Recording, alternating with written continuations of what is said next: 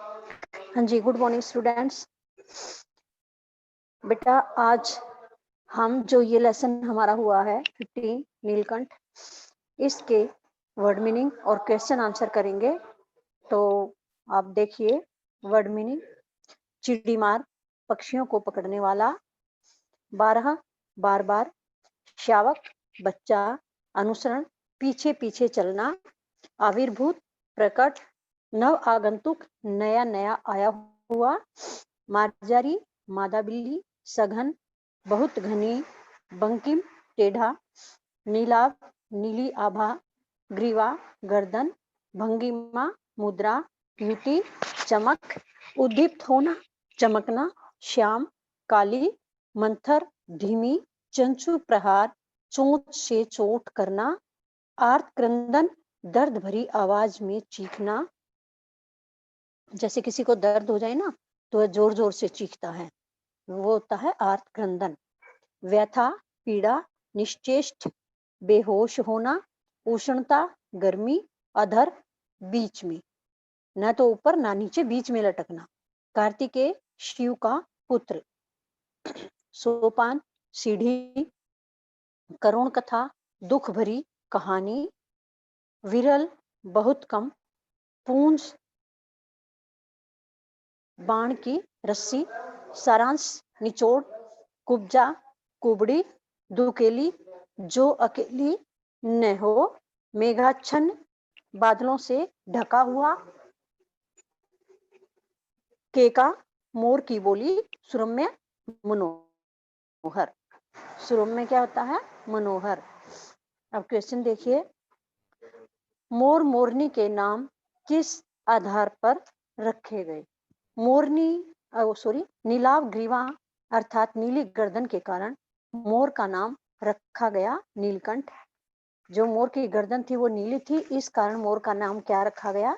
नीलकंठ। वह मोरनी सदा उसकी छाया के समान उसके साथ रहने के कारण उसका राधा नाम रखा गया।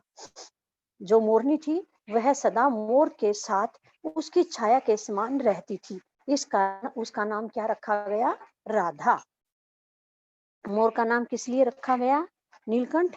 उसके रंग रूप, नीली गर्दन, स्वभाव और आभा आदि के कारण उसकी गर्दन नीली थी और आभा जैसे नीली और हरी हरी गर्दन दिखाई देती थी, लंबी थी, इस कारण उसका नाम नीलकंठ रखा गया।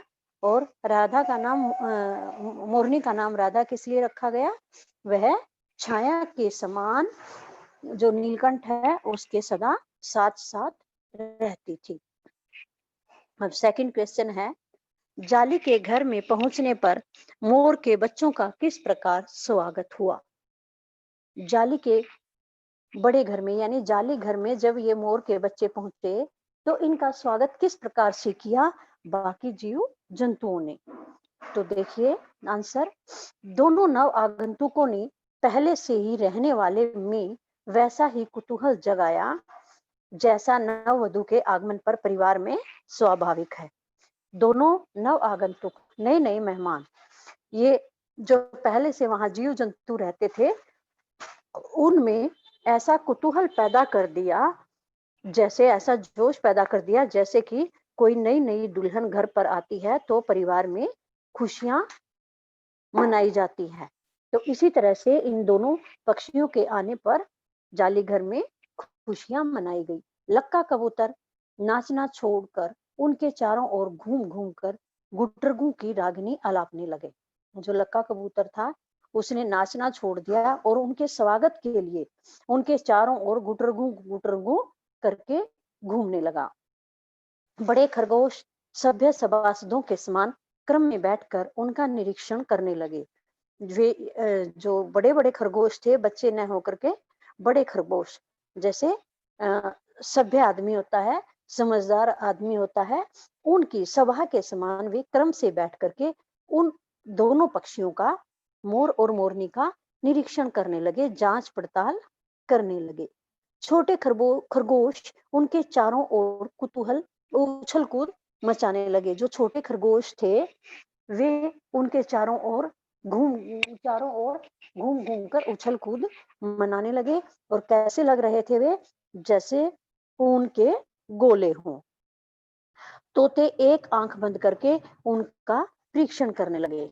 जो तोता था, तोते ने क्या किया, एक आंख बंद करके उनका परीक्षण किया, ध्यान से उनको देखा कि ये कैसे हैं और कितने सुंदर लग रहे हैं, कैसे दिखाई देते हैं। इन सब बातों का तोते ने भी, उनके स्वभाव आदि का परीक्षण किया। कैसे? एक आंख बंद करके। थर्ड क्वेश्चन देखिए, लेखिका को नीलकंठ की कौन कौन सी चेष्टाएं बहुत भाती थी? लेखिका कौन थी? महादेवी वर्मा। महादेवी वर्मा को नीलकंठ की ऐसी कौन सी चेष्टाएं थी जो बहुत ही अच्छी लगती थी, भाती थी? नीलकंठ देखने में बहुत सुंदर था। वैसे तो उसकी हर चेष्टा ही अपने आप में आकर्षक थी, लेकिन लेखिका को निम्न चेष्टाएं अधिक भाती थी। क्या? एक तो नीलकंठ जो था देखने में भी बहुत सुंदर था और उसकी हर एक चेष्टा ही लेखिका को लुभाने वाली थी, सबको लुभाने वाली थी। उसकी हर चेष्टा सबको लुभाने वाली थी। वह अपने आप में ही आकर्षक था, अपनी ओर सबको खींचने वाला था। लेकिन लेखिका को कौन कौन सी चेष्टाएं भाती थी, वे देखिए। मेघों की गर्जन ताल पर उसका इंद्रधनुष के गुच्छे जैसे पंखों को मंडलाकार बनाकर तन में नृत्य करना। एक तो क्या है, बादलों की गर्जन जब होती थी, तो बादलों की गर्जन की ताल पर जो उसके पंख थे इंद्रधनुष के समान, उन पंखों को मंडलाकार रूप देकर तन में नृत्य करना, उसी में लीन होकर के नृत्य करना यानी नाचना। लेखिका के हाथों से होले होले चने उठाकर खाते समय उसकी चेष्टाएं हंसी और विष में उत्पन्न करती थी। लेखिका जैसे अपने हाथों पर भुने चने लेती, तो उन भुने चनों को बिल्कुल धीरे धीरे उठाता था, कहीं लेखिका के हाथ पर उसकी चोंचे न लग जाए। तो उसकी इस चेष्टा से लेखिका को हंसी भी आती थी और विष में भी उत्पन्न होता था, यानी कि हैरानी भी उत्पन्न होती थी। फोर्थ क्वेश्चन देखिए, इस आनंदोत्सव की रागिनी में बेमेल स्वर कैसे बजा? वाक्य किस घटना की ओर संकेत कर रहा है? इस आनंद उत्सव में, यह जो आनंद का उत्सव चल रहा था, इस उत्सव की रागिनी में बेमेल मतलब विपरीत स्वर कैसे बजा था? वाक्य किस घटना की ओर संकेत कर रहा है कि इस आनंद उत्सव की रागिनी में किसने अड़चन पैदा कर दी थी? तो देखिए आंसर, इस आनंद उत्सव की रागिनी में बेमेल स्वर कुब्जा मोरनी के आने के कारण बज उठा था। क्या था? पहले तो सभी हंसी खुशी एक परिवार की तरह रहते थे। ये दोनों नए पक्षी आए, फिर भी ये उनमें घुल मिल गए थे और वे इनमें घुल मिल गए थे। सारे मिलजुल कर बड़े आराम से रहते थे और जो नीलकंठ था, वह सभी पक्षियों का पूरा ध्यान रखता था। जैसे खरगोश को एक बार सांप ने पकड़ लिया था, तो भाग करके नीलकंठ ने खरगोश को बचाया था और सांप के टुकड़े टुकड़े कर दिए थे। इस प्रकार से एक दूसरे की सहायता वे सारे पक्षी करते थे। जब ये खुशी खुशी रहते थे, तो उसी दौरान बीच में कौन आया? कुब्जा नाम की मोरनी आई और इसने क्या कर दिया? ईर्ष्या और जलन के कारण सबको अलग अलग कर दिया। एक दिन महादेवी वर्मा नखास कोने से निकली, तो बड़े मियाँ ने उन्हें एक मोरनी के बारे में बताया जिसका पांव घायल था। जब लेखिका नखास कोने से निकल रही थी, तो जो बड़े मियाँ थे, जो पक्षी रखते थे, जहाँ से पहले राधा और नीलकंठ को लेखिका लेकर आई थी, उसी दुकान वाले ने महादेवी वर्मा को एक मोरनी के बारे में बताया। कहा कि इसका पैर घायल है। लेखिका उसे 7 रुपए में खरीद कर अपने घर ले आई और उसकी देखभाल की, दवा आदि मरहम पट्टी की। कितने रुपए में खरीद कर लाई लेखिका उस मोरनी को जिसका पैर घायल था? 7 रुपए में, और उसकी अच्छे से देखभाल की। वह कुछ ही दिनों में स्वस्थ हो गई। कुछ ही दिनों बाद वह ठीक हो गई और उसका नाम रखा गया कुब्जा। वह स्वभाव से मेल मिलाप वाली न थी। उसका स्वभाव कैसा था? सबसे झगड़ालू स्वभाव था, मिलनसार स्वभाव नहीं था। ईर्ष्यालु प्रकृति की होने के कारण वह नीलकंठ और राधा को साथ साथ न देख पाती थी। ईर्ष्यालु स्वभाव की तो वह थी ही, तो इस कारण वह नीलकंठ और राधा को इकट्ठे नहीं देख पाती थी। जब भी उन्हें साथ देखती तो राधा को नोच डालती। जब भी नीलकंठ और राधा साथ साथ होते तो वह दौड़ करके राधा को चोंच मारने लग जाती, उसे नोच डालती। वह स्वयं नीलकंठ के साथ रहना चाहती थी। किस लिए मारती थी वह राधा को चोंच? क्योंकि वह स्वयं नीलकंठ के साथ रहना चाहती थी। एक बार उसने राधा के अंडे भी, जो 2 अंडे थे उनको भी तोड़ दिया था। क्या किया एक बार कुब्जा ने राधा जिन अंडों को अपने छुपा कर बैठी थी, राधा को ढकेल करके उसके अंडों को तोड़ दिया था। इसी कोलाहल व राधा की दूरी ने नीलकंठ को अप्रसन्न कर दिया, जो अंत में उसकी मृत्यु का कारण बना। हर रोज यही कोलाहल रहता था। इसी कोलाहल के कारण और राधा से दूरी होने के कारण नीलकंठ दुखी रहने लगा, जो अंत में उसकी मौत का कारण भी बन गया। किस कारण सारी गड़बड़ हुई उनके जाली घर में? कुब्जा के आने के कारण। फिफ्थ क्वेश्चन देखिए, वसंत ऋतु में नीलकंठ के लिए जाली घर में बंद रहना असह्य क्यों हो जाता था?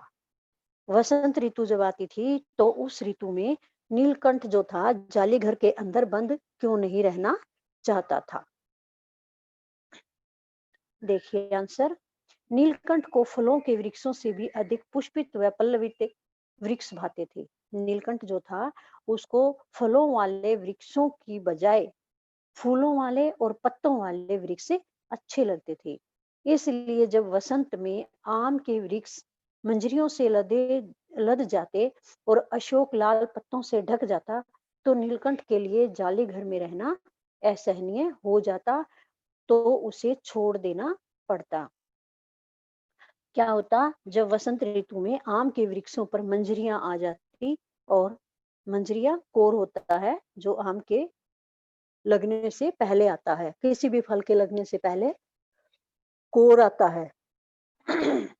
और अशोक के पौधे लाल पत्तों से ढक जाते, अशोक के पेड़ भी लाल पत्तों से ढक जाते थे। तो यह दृश्य नीलकंठ को बहुत ही अच्छा लगता था और उसके लिए जाली घर में रहना मुश्किल हो जाता था, जिस कारण लेखिका महादेवी वर्मा को उसे बाहर छोड़ना पड़ता था। सिक्स क्वेश्चन देखिए, जाली घर में रहने वाले सभी जीव एक दूसरे के मित्र बन गए थे, पर कुब्जा के साथ ऐसा संभव क्यों नहीं हो पाया? जाली घर में जितने भी जीव जंतु रहते थे, सभी एक दूसरे के मित्र बन गए थे, परंतु कुब्जा के साथ ऐसा हो पाया था। देखिए आंसर, जाली घर में रहने वाले सभी जीव जंतु एक दूसरे से मित्रता का व्यवहार करते थे। जाली घर में जितने भी जीव जंतु रहते थे, क्या करते थे? वे सबसे मित्रता का व्यवहार करते थे। खरगोश, तोते, मोर, मोरनी सभी मिलजुल कर रहते थे। जितने भी पक्षी थे, चाहे खरगोश हो, तोते हो, मोर हो, मोरनी हो, कुछ कोई भी पक्षी हैं, वे सारे मिलजुल कर रहते थे। लेकिन कुब्जा का स्वभाव मेल मिलाप वाला ही नहीं था। जो कुब्जा थी उसका स्वभाव कैसा था? सबके साथ मिलकर चलने वाला नहीं था, मिलनसार नहीं थी वह स्वभाव से ही ईर्ष्यालु होने के कारण हरदम सबसे झगड़ा करती रहती थी।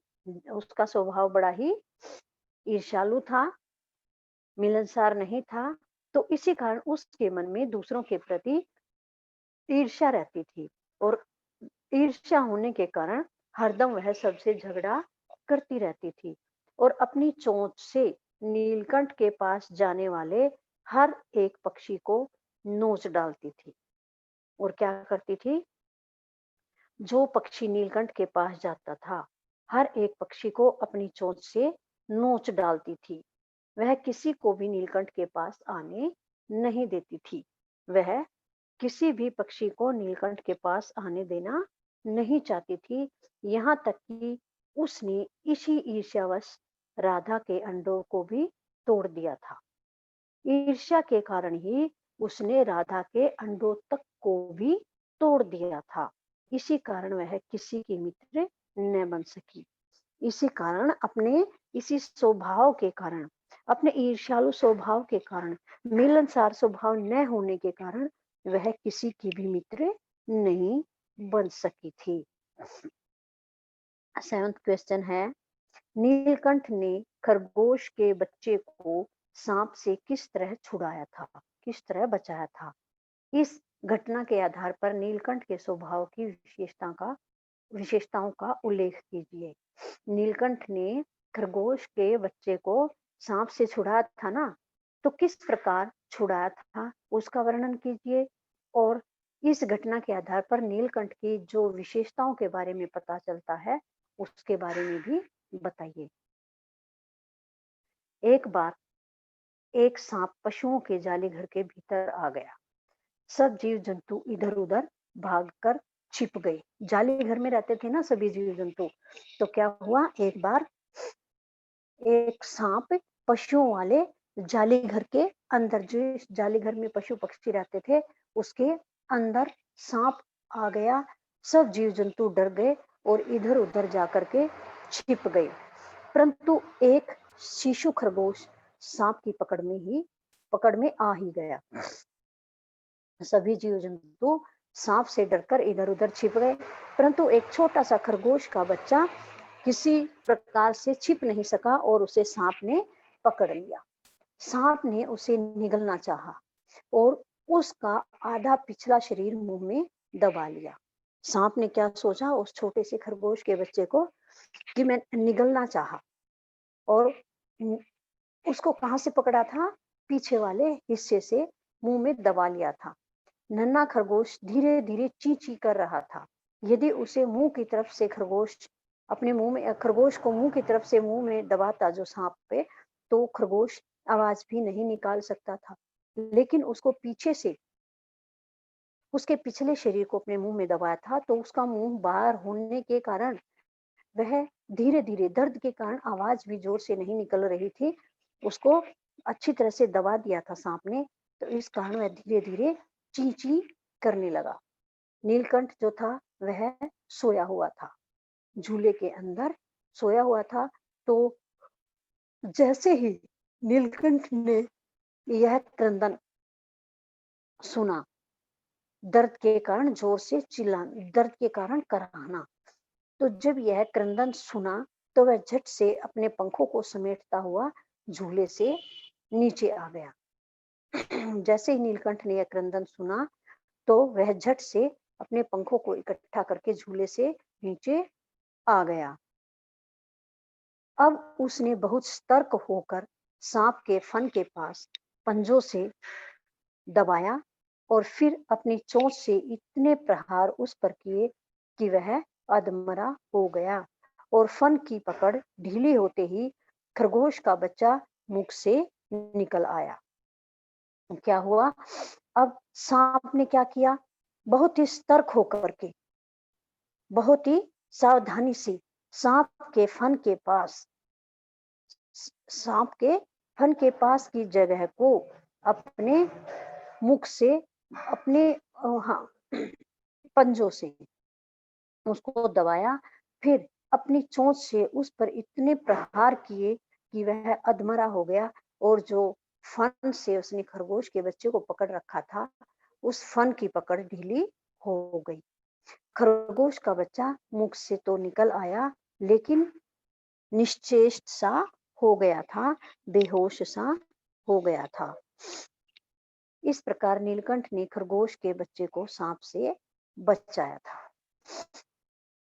जब वह निश्चेष सा हो गया था, तो बाद में नीलकंठ ने ही उसको कुछ दिन अपने पंखों के नीचे गर्माहट दी थी और उसे बचाया था। इस घटना के आधार पर नीलकंठ के स्वभाव की विशेषताएं उभर कर सामने आती हैं। कौन कौन सी विशेषताएं उभर कर आती हैं, देखिए सजगता और सतर्कता। एक तो ये है पॉइंट, वह सजग भी था और सतर्क भी था। किस प्रकार थी उसके अंदर ये विशेषताएं? जाली घर के ऊंचे झूले पर सोते हुए भी उसे खरगोश की करुण पुकार सुनकर यह शक हो गया कि कोई प्राणी कष्ट में है, और वह झट से झूले से नीचे उतरा। इस प्रकार से वह सजग भी रहता था और सतर्क भी। जाली घर में जो झूला ऊंचा था, वहां पर वह सोया हुआ था। खरगोश की आवाज सुनकर उसे यह उसी समय संदेह हो गया कि कोई न कोई प्राणी हमारे जाली घर में संकट में है, और इस कारण वह फटाफट झूले से उतरकर नीचे आ गया। सेकंड है साहसी। नीलकंठ साहसी प्राणी भी था। अकेले ही उसने सांप से खरगोश के बच्चों को बचाया था। जो ये था नीलकंठ था, वह बड़ा ही साहसी भी था।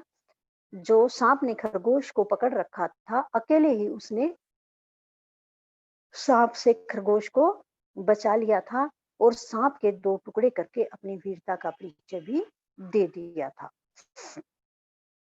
थर्ड है दक्ष रक्षक। दक्ष रक्षक किस प्रकार से है?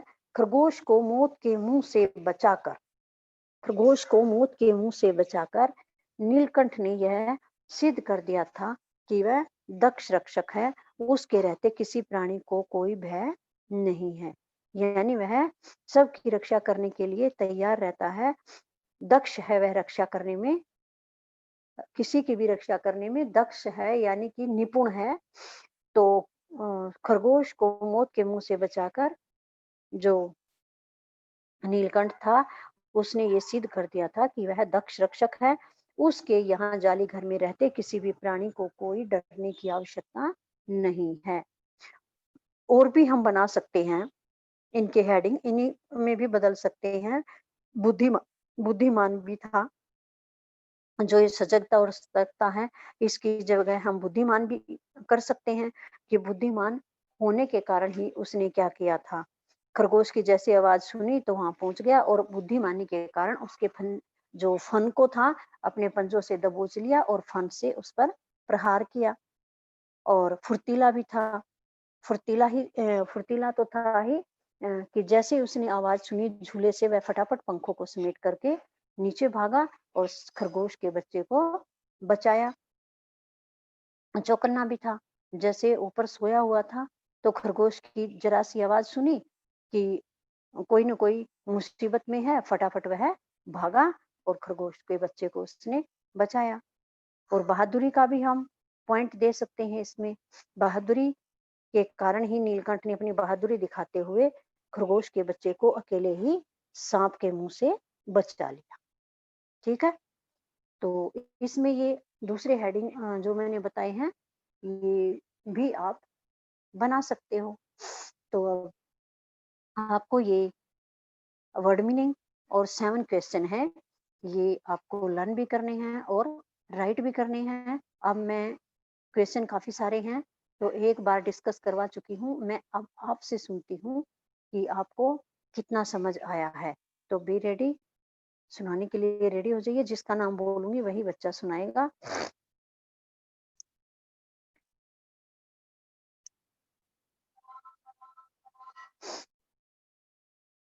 चलिए।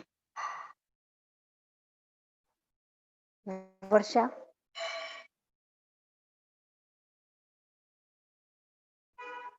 वर्षा।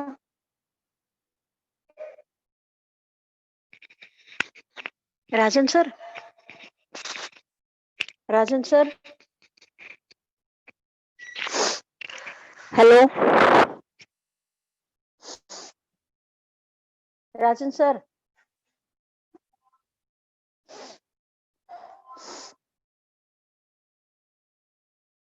आपको तो अनम्यूट नहीं किया होगा ना सर ने? अभी आप कैसे सुना सकते हो? मैं बोल रही हूँ सर को, पता नहीं आवाज ही नहीं सुनाई दे रही है क्या? तनिष्का बोलना। क्वेश्चन बोल रही हूँ मैं आपको, वर्ड इसका मीनिंग बताना। देखते हैं आपकी आवाज आएगी या नहीं। बारहा अर्थ बोलिए इसका। बारहा।